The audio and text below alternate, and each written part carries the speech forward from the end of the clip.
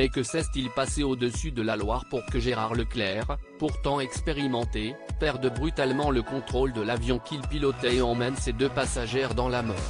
Alors que les hommages se sont multipliés depuis l'accident, ce mardi 15 août, l'enquête, quant à elle, a débuté. Et selon les premières constatations, le choc dut être d'une violence extrême.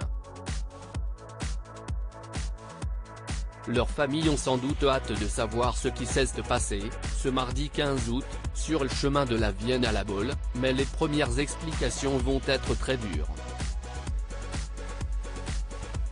Près d'une semaine après le terrible crash d'avion qui a coûté la vie au journaliste Gérard Leclerc et à ses 2 passagères, les experts, rapidement arrivés sur place, ont en effet commencé à rendre leurs conclusions sur l'accident grâce aux débris retrouvés.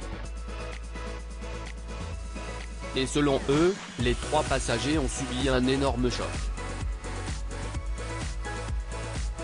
À l'issue de la remontée de l'épave effectuée mercredi 16 août, de premières constatations ont pu être effectuées le 17 août par les techniciens de la gendarmerie des transports aériens et ceux du bureau d'enquête et d'analyse, a d'ailleurs expliqué la vice-procureure de Saint-Nazaire, qui s'est exprimée officiellement. De nombreux éléments de l'appareil restent manquants sur une épave qui présente donc un caractère partiel. Les premières constatations tendent néanmoins à confirmer un choc à très grande vitesse en piqué. Un choc dans l'eau de la Loire, qui a probablement tué sur le coup les 3 passagers, mais qu'il va falloir désormais expliquer. S'agit-il d'une défaillance matérielle, humaine? Pour le moment, les questions se posent, surtout que la seule information dont disposent pour le moment les experts montre que l'avion avait tenté un virage à 90 degrés quelques secondes avant sa chute. Gérard Leclerc aurait-il voulu regagner la terre ferme pour tenter un atterrissage d'urgence? Pour le moment, difficile à dire. Surtout que le BA, Bureau d'enquête et d'analyse, qui mène ces investigations, ne pourra pas se baser sur une boîte noire puisque l'avion n'avait pas. La réglementation ne l'impose pas. Et de toute façon, comme beaucoup d'instruments sont analogiques et non numériques sur ces petits avions, ça ne serait pas enregistré. Et puis une boîte noire, faite pour résister au choc aux profondeurs, coûte extrêmement cher, explique un expert à nos confrères de Ouest France. Avant de nuancer, une très longue enquête, cette absence n'empêchera pas de chercher la cause de l'accident. Le BA va pouvoir s'appuyer sur les inforadars et peut-être sur l'iPad ou le téléphone du pilote.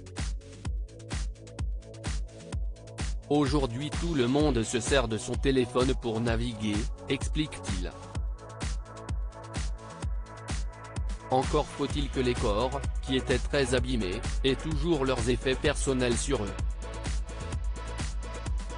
En tout cas, selon la vice-procureure, ceux-ci ne vont plus tarder à être enfin rendus à leurs proches. Les opérations d'autopsie des corps se sont poursuivies et achevées ce jour, vendredi 18 août, note de la rédaction, à l'Institut médico-légal de Nantes.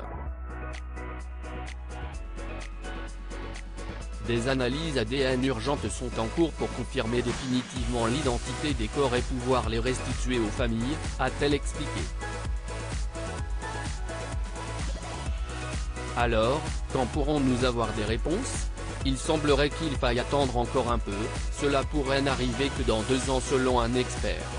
Qui tente tout de même d'être optimiste, les recherches vont porter sur les éléments retrouvés de l'appareil, forcément très abîmé. Un Robin Docteur 400, CIST fait en bois et en toile. Mais il est possible d'y trouver des informations.